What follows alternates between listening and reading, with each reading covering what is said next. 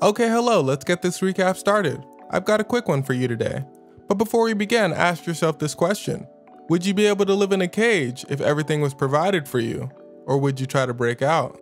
So we open to this pretty ordinary scene of this guy watching a romantic movie in his living room while eating some cereal.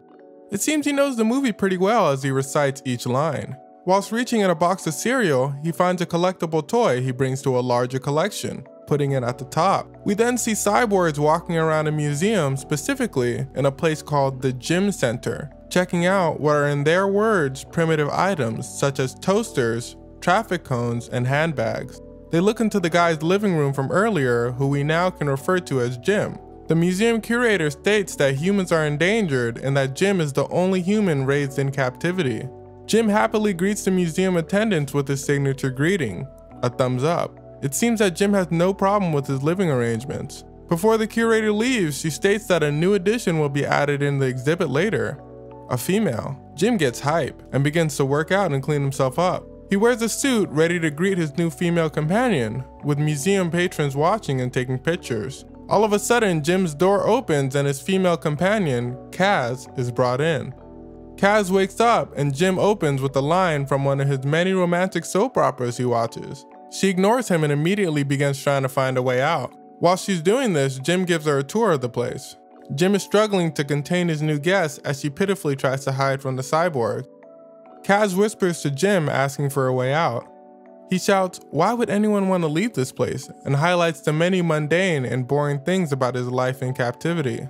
Kaz begins to cry and lose hope as she realizes that this will probably be her new life. Jim offers her a rose for her troubles.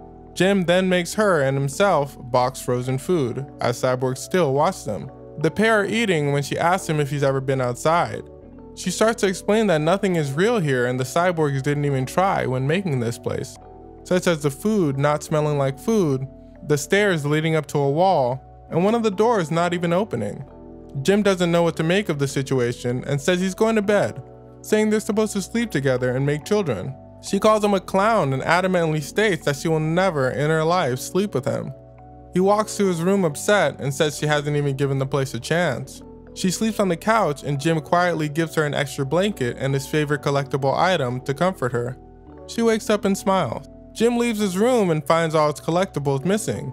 He looks over to the window and sees Kaz has created an art piece from his cereal prizes, showing him what the outside world looks like. Jim says that this is her home now. She tells him that this will never be her home and that the outside world is where she belongs.